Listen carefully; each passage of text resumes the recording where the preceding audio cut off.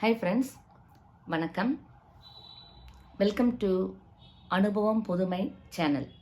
இந்த சேனல் மறுபடியும் நான் சொல்ல கடமைப்பட்டிருக்கேன். இது நம்மளுடைய சேனல். நம்ம இந்த சொசைட்டிக்கு ஒரு அவேர்னஸ் கொடுக்கறதுக்காக ஆரம்பிக்கப்பட்டது தான் இந்த சேனல். இந்த சோஷியல் பிளாட்ஃபார்மை நான் ரொம்ப அதாவது எஃபெக்டிவாக யூஸ் பண்ணணும் அப்படின்றதுக்காகவே இந்த சேனல் நம்ம ஸ்டார்ட் பண்ணோம். நான் ஏற்கனவே இன்ட்ரடக்ஷனில் சொல்லியிருக்கேன். இன்றைக்கி நம்ம பார்க்க போகிற அனுபவம் புதுமை சேனலில் கண்டென்ட்டோட நேம் முதுமை வரமா சாபமா, இதுதாங்க கொஸ்டின். இதுதான் நம்மளுடைய கண்டென்ட் தலைப்பு. அஃப்கோர்ஸ் முதுமை எல்லாருக்கும் முதுமைங்கிறது வரப்போகிறது தான்.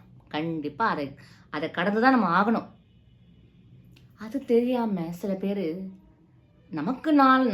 நாமளும் நாளைக்கு முதுமை அடைவோம் அப்படின்ற ஒரு அவேர்னஸே இல்லாமல் அவங்களுடைய ஓன் பேரண்ட்ஸ் வயசானவங்களை இல்ட்ரேட் பண்ணுறாங்க. அவங்களுடைய கருத்துக்களை ஏற்றுக்க மாட்டேங்கிறாங்க. அதே பேரண்ட்ஸ் தானே அவங்கள ஒரு எவ்வளோ பாதுகாத்து அந்த குழந்தைங்களை வளர்த்துருப்பாங்க. அவங்களுக்காக என்னெல்லாம் சாக்ரிஃபைஸ் பண்ணியிருந்திருப்பாங்க. அவங்க நம்மளை பிற்காலத்தில் நல்லா பார்த்துப்பாங்க அப்படின்ற ஒரு எண்ணத்தில் தானே அவங்க எல்லாமே செஞ்சுருப்பாங்க. இது ஆஸ் அ ஹியூமன் பீயிங் எல்லாருக்கும் இருக்கிற உணர்வு தான் இல்லைங்களா? People are interdependent. தனிச்சு வாழ முடியாது. தனி மரம் தோப்பாகவே ஏங்க நான் கேட்குறேன், ஜாயிண்ட் ஃபேமிலி நியூக்ளியர் ஃபேமிலி சொல்கிறாங்க. இந்த ஜாயிண்ட் ஃபேமிலினா என்ன, நியூக்ளியர் ஃபேமிலினா என்னங்க? ஃபஸ்ட்டு ஜாயிண்ட் ஃபேமிலினா என்ன அர்த்தம்?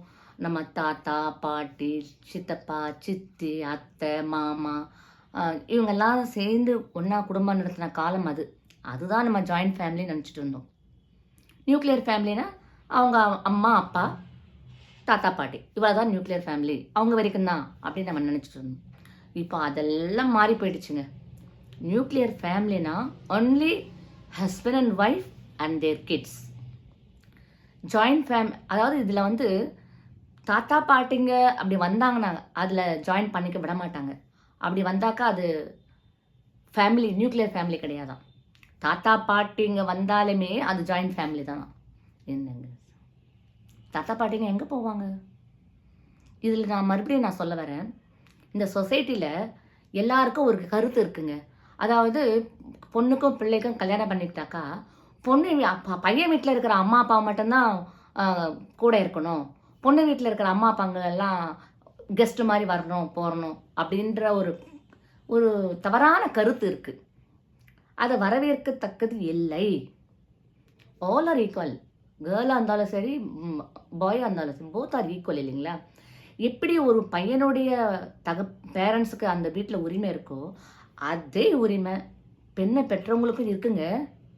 ஆனால் ஏனோ தெரியல, நிறைய பேர் இதை அக்செப்ட் பண்ணிக்க மாட்டேங்கிறாங்க. பெண்ணை பெற்றவங்களே கொஞ்சம் விலகி போயிடுறாங்க. எதுக்கு? இல்லை, நம்ம பொண்ணு வீடு, நம்ம மருமகன் வீடு அப்படின்னு அந்த உணர்வு என்னைக்கு வரப்போகுது நம்ம நாட்டில் நமக்கு தெரியல.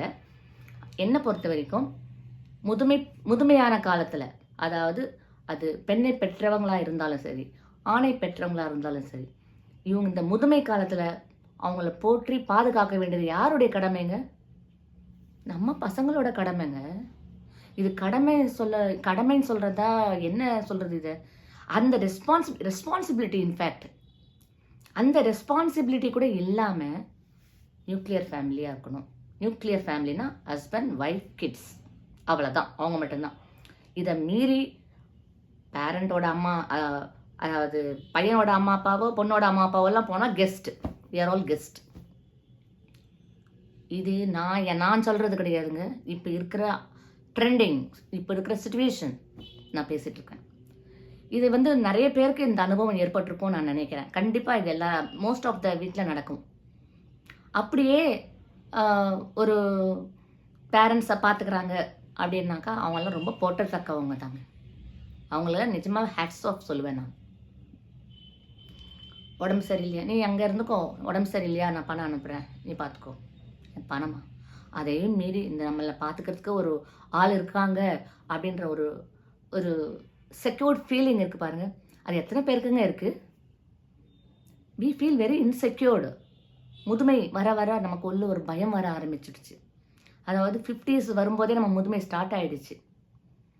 நம்ம சீனியர் சிட்டிசன் 58 சொல்கிறாங்க. நான் என்ன சொல்கிறேன், 50s வரும்போதே முதுமை ஸ்டார்ட் ஆகிடுச்சு. ஏங்க இப்போல்லாம் நாங்கள் 30s வரும்போதே நம்ம முதுமையாக தான் ஃபீல் பண்ணிகிட்ருக்கோம். அப்போவே 1 by 1 சுகர் வருது, பிபி வருது, எல்லாம் உடல் உடல் சம்மந்தப்பட்ட வியாதிகள் எல்லாம் ஒன்று ஒன்றா வர ஆரம்பிச்சிடுது. நம்ம என்ன பண்ணுறோம், நம்ம ஓடி ஓடி ஐயோ நமக்கு இன்னும் கடமைகள் இருக்குதுன்னு சொல்லிட்டு ஓடி நம்ம ஹெல்த்தை இக்னோர் பண்ணிவிட்டு நம்ம ஓடி ஓடி போய் உழைச்சி அந்த குழந்தைகளை நல்ல ஒரு பொசிஷன் கொண்டு வந்து வச்சிடுறோம். அதுக்கப்புறம் தான் நம்மளுடைய முதுமை காலம் ஸ்டார்ட் ஆகும்போது, அதாவது ஆஃப்டர் ரிட்டையர்மெண்ட்டு ரொம்ப தனிமையாக இருக்குது. ரொம்ப ரொம்ப தனிமையாக இருக்குது, கொடுமையாக இருக்குது. நம்மளை யாரும் பார்த்துக்க இல்லையே அப்படின்றது. நிறைய பேர் சொல்கிறாங்க, ஜாலியாக இருந்துட்டு போயேன் என்ன இருக்குது. அது ஒரு சிலருடைய கருத்து. அதை நான் தப்புன்னுலாம் சொல்ல மாட்டேன். அது அவங்களுடைய கருத்து. இந்த ஒவ்வொருத்தருடைய கருத்து வேறுபடும் இல்லைங்களா. But most of the parents இதை விரும்ப மாட்டாங்க. ரொம்ப தே ஃபீல் வெரி இன்செக்யூர்டு. அதனால தான் என்ன பண்ணுறாங்க, தானாகவே போயிடுறாங்க முதியோர் இல்லத்துக்கு. நம்மளை பார்த்துக்கிறதுக்கு யாரும் இல்லை, ஏதோ ஒரு எமர்ஜென்சி அப்படின்னு சொன்னால் நம்ம இல்லை யார் பார்த்துப்பா சொல்லுங்கள், நம்மளை யார் பார்த்துப்பா, அதனால நம்ம முதியோர் இல்லத்துக்கு போயிடலாம், எதனா எமர்ஜென்சினா கூட அங்கே இருக்கிறவங்க எல்லாம் பார்த்துப்பாங்க அப்படின்ட்டு போகிறாங்க. அது தப்பே கிடையாதுங்க, அதாங்க உண்மை. இப்போ நான் என்னுடைய அனுபவத்தை நான் சந்தித்த அனுபவம், நான் பார்த்த அனுபவத்தை நான் சொல்கிறேன். என்னை சுற்றி நடக்கிற அனுபவம். இந்த அனுபவம் வந்து எனக்கு ரொம்ப பிடிச்ச ஒரு பர்சன், ஒரு ரொம்ப ரொம்ப பிடிச்சவங்க என் வாழ்க்கையில். அவங்க பெண்மணி தான், ரொம்ப நாலேஜபிள் லேடி. எல்லா சகலகலா வல்லின்னு சொல்லலாம். அந்த அளவுக்கு ஒரு நாலேஜபிள் லேடி. எல்லா விஷயத்துலையும் படித்தவங்க, ரொம்ப highly qualified, high profile lady. அவங்க ஹஸ்பண்டும் ரொம்ப ஹைலி குவாலிஃபைடு, நல்ல ப்ரொஃபைல். அவங்க அந்த மாதிரி ஒரு சோஷியல் ஒர்க்கர்ஸ் 2 பேருமே ரொம்ப சோஷியல் சர்வீஸ் பண்ணுவாங்க. அந்த மாதிரி ஒரு சோஷியல் அவேர்னஸ் இருக்கிறவங்க, எல்லாருமே நம்ம மக்கள் நம்ம குழந்தைங்கள் அப்படின்னு நினைக்கிறவங்க. அப்படியேப்பட்டவங்களுக்கு ஒரு சன் இருந்தான். அந்த சன்னை வந்து நல்லா படிக்க வச்சாங்க. அந்த பையன் நல்லா படித்தான், படிக்க வச்சாங்க. ஹையர் ஸ்டடீஸ்க்கு ஃபாரினுக்கு அனுப்புனாங்க. அங்கே நல்லா படித்தான், நல்லா ஏர்ன் பண்ணான், அங்கேயே செட்டில் ஆகிட்டான். மேரேஜ் டைம் ஏஜ் வரும்போது பேரண்ட்ஸ் வந்து பையனை கூப்பிட்டு, நல்ல வேலை அந்த பையன் வந்து ஃபாரினில் செட்டில் ஆகிட்டு ஃபாரின் பொண்ணை கல்யாணம் பண்ணிக்கல. அம்மா அப்பாவுக்கு மரியாதை கொடுத்து நம்ம இந்தியாவுக்கு வந்து அம்மா அப்பா பார்த்த பொண்ணையே கல்யாணம் பண்ணிட்டு போயிட்டான். அப்போது அம்மா அப்பாவுக்குலாம் ரொம்ப சந்தோஷமாக இருந்தது. நம்ம நம்ம நம்ம வளர்ப்பு தப்பாகலை, சரியாக தான் இருக்குது, ரொம்ப நல்லா போயிட்டுருக்கு அப்படின்ற ஒரு எதிர்பார்ப்பில் ஏன் நம்ம குழந்தையோட போய் செட்டில் ஆகக்கூடாது அப்படின்னு சொல்லிட்டு பேரண்ட்ஸுங்க வந்து போனாங்க. பையன் இருக்கிற கண்ட்ரிக்கு போனாங்க. அங்கே வந்து எல்லாமே அவங்க நினச்சி பார்த்ததை விட எல்லாமே அப்சைட் டவுனாக இருந்தது, தலைக்கீழாக இருந்தது. நான் என் பையனை இப்படி வளர்க்கலையே, அவங்க ஃபீல் பண்ணதை நான் சொல்கிறேன். என் பையனை நான் இப்படி வளர்க்கலையே, ஆனால் இப்படி மாறி இருக்கிறானே, இப்படி டோட்டலாக மாறி இருக்கிறானே. யாரோட இன்ஃப்ளூயன்ஸு, யாரை இன்ஃப்ளூயன்ஸ் பண்ணாங்க தெரியாது. யாரை வேணால் இன்ஃப்ளூயன்ஸ் பண்ணட்டுங்க. நமக்குன்னு ஒரு ரெஸ்பான்சிபிலிட்டி இல்லையா? நம்ம அப்பா அம்மாவை யார் பார்த்துப்பா? வயசானவங்க. நான் சொல்கிற பேர் வந்து 75 crossed. யார் பார்த்துப்பாங்க? 75 crossனா கூட they are Hale and healthy. ரொம்ப அவங்களால யாருக்குமே எந்த ஒரு கஷ்டங்கள் ஏற்படாது. தன் வேலையை தானே செஞ்சுப்பாங்க. அந்த மாதிரி டைப் நான் சொல்கிறவங்க. அவங்களுக்கு போன ஒரு கூடிய சீக்கிரமே திரும்பி வந்துட்டாங்க. திரும்பி வந்து டக்குன்னு முதியோர் இல்லத்தில் போய் சேர்ந்துட்டாங்க. அவங்களுக்கு தனி ஃப்ளாட் இருக்குது, நல்ல அப்பார்ட்மெண்ட், பெரிய அப்பார்ட்மெண்ட்லாம் இருக்குது. நான் ஏதோ ஒரு முக்கியமான விஷயத்துக்கு அங்கே போனாக்கா வீடு பூட்டி இருக்குது. என்ன அக்கம் பக்கத்தில் விசாரிச்சாக்கா, இல்லைங்க அவங்க முதியோர் இல்லத்துக்கு போயிட்டாங்க. என்ன சொல்கிறீங்க நீங்கள்? ஆமாங்க, நேற்று வரைக்கும் நல்லா தான் பேசிட்டு இருந்தாங்க. காலையில் போகும்போது 2 பேரும் வேண்டிய மட்டும் துணி எடுத்துக்கிட்டு சாவியை மட்டும் எங்ககிட்ட ஹேண்ட் ஓவர் பண்ணிவிட்டு நாங்கள் வந்து சீனியர் சிட்டிசன்ஷிப்பில் போய் சேர்ந்துக்கிறோங்க அப்படின்னு சொல்லிட்டாங்க. எங்கே போனாங்க சொன்னாங்களா அட்லீஸ்ட்டுன்னு கேட்டேன். எனக்கு எங்கேன்னு தெரியாதுங்க மேடம், அந்த ஊரோட பேர் சொல்லி இங்கே தான் போயிருக்காங்க அப்படின்னு சொன்னாங்க. அவங்க எனக்கு அம்மா அப்பா மாதிரி. சரி, நான் வந்து அந்த இடத்த சொன்னாங்க. அந்த சொன்ன இடத்த வச்சு நான் தனியாகவே போனேன். போய் அதை விட அவங்க எங்கே இருக்குது கண்டுபிடிச்சி கடைசியாக அந்த இடத்த கண்டுபிடிச்சிட்டாங்க.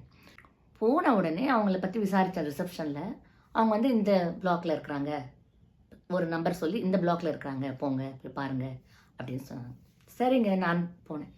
ஓடி வந்து கட்டி பிடிச்சிட்டு அழுதாங்க. எனக்கு சொல்ல தெரியல, அவ்வளோ ஒரு நாலேஜபிள். மேடம் ஏன் அழறீங்க மேடம், ப்ளீஸ் என்னாச்சு, எதுக்கு இந்த திடீர் முடிவு? இல்லைம்மா, நாங்கள் வந்து நானும் அவரும் நாங்கள் ஊர்லேருந்து ரிட்டர்ன் வந்த பிறகு ஒரு நாள் நைட் ஃபுல்லாக உட்காந்து நாங்கள் பேசணும். ஒரு நைட் ஃபுல்லாக உட்காந்து ப்ராஸ் கான்ஸ் எல்லாம் நம்ம யோசித்தோம். நல்லதா நம்ம போய் முதியோர் இல்லத்தில் சேர்ந்தா நல்லதா, இல்லை இப்படியே நம்ம வாழ்ந்துக்கலாமா அப்படின்னுட்டுலாம் நான் ரொம்ப திங்க் பண்ணோம். ஒரு சமயம் வந்து சாருக்கு வந்து உடம்பு முடியாமல் போயிடுச்சு. எனக்கு வந்து அந்த மிட் நைட்டில் யாரையுமே டிஸ்டர்ப் பண்ணுறதுக்கு முடியல. நான் வந்து அந்த ஆம்புலன்ஸ்க்கு ஃபோன் பண்ணி நான் வர வச்சு நானே அவரை கூப்பிட்டு போயிட்டு அதெல்லாம் ரொம்ப சிரமப்பட்டுட்டேன் நான். ஸோ இந்த மாதிரி சுச்சுவேஷன் வந்து எனக்கும் வயசாகுது. இந்த மாதிரி சுச்சுவேஷன் நம்மளால் இனி ஃபேஸ் பண்ண முடியாது அப்படின்னு தான் இந்த முடிவை எடுத்து நாங்கள் 2 பேரும் ஒன்றா சேர்ந்து உட்காந்து மியூச்சுவலாக நைட் ஃபுல்லாக தூங்காமல் பேசி இந்த முடிவை எடுத்து விடியற் காலையில் நாங்கள் எங்களுக்கு தேவையான உடைமைகள் எடுத்துக்கிட்டு நாங்கள் வந்து இந்த ஹோமை ஏற்கனவே நாங்கள் விசாரித்து வச்சுருந்தோம். இது இந்த மாதிரி எப்படின்றது விசாரித்து எங்களுடைய கை கடக்கமான செலவில் தான் அந்த ஹோம் இருக்குது. இதில் கூட நான் என் குழந்தைய டிபெண்ட் பண்ணல. மேடம் ஏன் மேடம் அப்படி சொல்கிறீங்க, உங்களுக்கு இருந்தது உங்கள் சன்னை பற்றி ரொம்ப பெருமையாக சொல்வீங்களே, ரொம்ப நல்ல. ஆமாம், இன்றைக்கும் நான் சொல்வேன், என் பையன் ரொம்ப நல்ல பையன் தான். அவங்களுக்கு நான் டிஸ்டர்ப் பண்ண விரும்பலை, அவங்கள நான் டிஸ்டர்ப் பண்ணுறதுக்கு விரும்பலை. ஏன்னா நமக்கு நம்மளுடைய கருத்தை ஏற்றுக்கிற அளவுக்கு அங்கே யாரும் இல்லை. அதனால நான் அப்படி வாழலை. நல்லது தாங்க சொல்லுவாங்க, அவங்க நல்ல கருத்துக்கள் தான் சொல்லுவாங்க. அப்படியேப்பட்டவங்கள வந்து ஏற்றுக்கலை யாருமே வீட்டில். ஸோ அந்த மாதிரி இடத்துல நான் இருக்க விரும்பலை. சரி, நம்ம வீட்டுக்கு வந்துடலாம். வந்தாக்கா நமக்கு 2 பேரும் வயசாகிடுச்சு, யார் பார்த்துப்பா நம்மளை? நாங்கள் சேர்ந்து 2 பேரும் சேர்ந்து ஒன்றா முடிவு பண்ணி நாங்கள் ஏற்கனவே விசாரித்து வச்சுருந்த ஹோமில் வந்து நாங்கள் அவங்கள நைட்டே கான்டாக்ட் பண்ணி நான் பேசிவிட்டு காலையில் வந்து நாங்கள் இங்கே செட்டில் ஆகிட்டோம். இன்றைக்கி நினச்சாலும் எனக்கு அந்த இன்சிடெண்ட் ஞாபகம் வருது. இது ரொம்ப கொடுமையான அனுபவம். அவங்க இளமையில் எப்படிலாம் இருந்திருப்பாங்க பாருங்கள், எவ்வளோ நாலேஜபிள் லேடி. இந்த மாதிரி அவங்க மட்டும் இல்லைங்க, நிறைய பேர் இருக்கிறாங்க இந்த சொசைட்டியில், நிறைய பேர் இருக்கிறாங்க அந்த மாதிரி ரொம்ப நாலேஜபிள். அவங்க கருத்துக்களை ஏற்றுக்க தயாராக இல்லை யாருமே இப்போ இருக்கிற ஜென்ரேஷன்ஸு. அதனால் அவங்க வராதிங்க, வந்தால் கெஸ்ட் மாதிரி இருங்க, போயிடுங்க அப்படிங்கிறாங்க. நம்ம கெஸ்ட்டாக போகிறதுக்காக நம்ம குழந்தைங்கள பெற்று வளர்த்து சொல்லுங்கள். அகைன் நான் சொல்கிறேன், இது வந்து ஆண் பெண் 2 பேரண்ட்ஸு, அது ஆணாக இருந்தாலும் சரி பெண்ணாக இருந்தாலும் சரி, அவங்க பேரண்ட்ஸுங்களை பாதுகாக்க வேண்டியது குழந்தைங்களோட கடமை. எல்லா இடத்துலையும் ஈக்குவாலிட்டி, ஜெண்டர் ஈக்குவாலிட்டி பார்க்குறீங்கல்ல, இதுலேயும் பாருங்கள் ஜெண்டர் ஈக்குவாலிட்டி. உங்கள் அம்மாவையும் கூப்பிட்டு வா, நம்ம 2 பேர் பேரண்ட்ஸையும் பார்த்துக்கலாம். அதுதாங்க நான் சொல்ல வந்தது. அதுதான், எந்த வித்தியாசம் இருக்கக்கூடாது, எந்த பாகுபாடு இருக்கக்கூடாது. எனக்கு அதில் மாற்று கருத்து கிடையாது. ஸோ இந்த அனுபவத்தை நான் வந்து உங்கள்கிட்ட ஷேர் பண்ணணும்னு நினச்சேன்.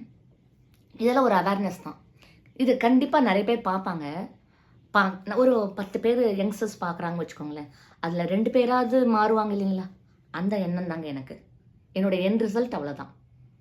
ஒரு 10 பேரில் 2 பேர் ஃபாலோ பண்ணுவாங்க, நல்லதை எடுத்துப்பாங்க இல்லைங்களா? அது போதும் எனக்கு. ஸோ இப்போ சொல்லுங்கள், முதுமை என்பது வரமா சாபமா?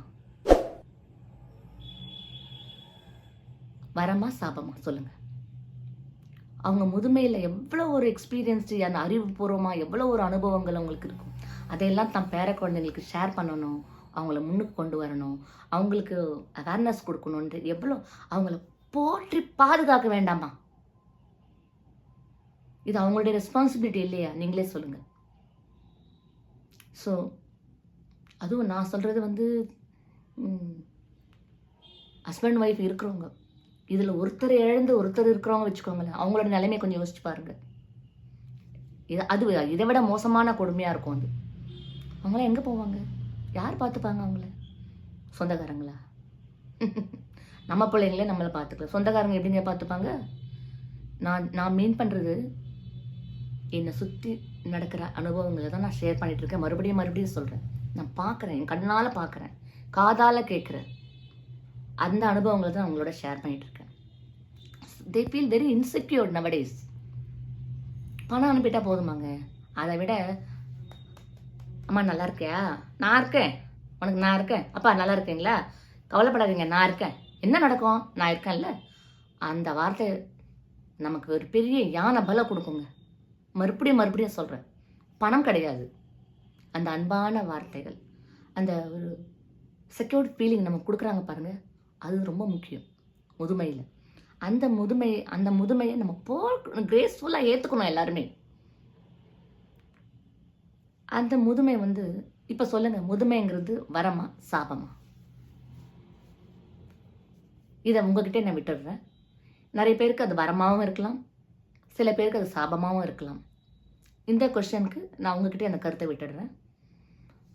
இதில் நான் யாரையுமே நான் மனசை புண்படுத்துறதுக்கு பேசலை. ரொம்ப ஜென்ரலைஸ் பண்ணி தான் பேசுகிறேங்க நான். அதாவது நிஜ வாழ்க்கையில் நடக்கிற யதார்த்தமான உண்மைகளை தான் நான் மறுபடியும் சொல்கிறேன், ஷேர் பண்ணுறேன். இதை யாரையும் நான் குறிப்பிட்டு சொல்லவோ பேசவோ இல்லை. ஜென்ரலாக பேசுகிறேன், ஜென்ரலைஸ் பண்ணி தான் பேசிகிட்ருக்கேன். என்னை சுற்றி சில அனுபவங்கள் நான் பார்த்ததை உங்கள்கிட்ட ஷேர் பண்ணேன். அதனால நான் யாரோட நேம் ஸ்பெசிஃபை பண்ணலை, யாரை பற்றியும் நான் சொல்லலை. இது என்னோட அனுபவத்தை உங்கள்கிட்ட ஷேர் பண்ணிட்டேன். இது ஒரு அவேர்னஸ், அவ்வளோதாங்க. மற்றபடி வேறு எந்த இன்டென்ஷனும் கிடையாது. பார்ப்போம், ப்ரேயர் பண்ணுவோம். குழந்தைகள் மாறுவாங்க, பெரியவங்களை முதியோர்களை பாதுகாக்கக்கூடிய காலமும் வரும். நம்பிக்கை மட்டுமே வாழ்க்கை. நன்றி ஃப்ரெண்ட்ஸ், வணக்கம். மறுபடியும் இன்னொரு அனுபவத்தோடு நான் உங்களை மீட் பண்ணுறேன்.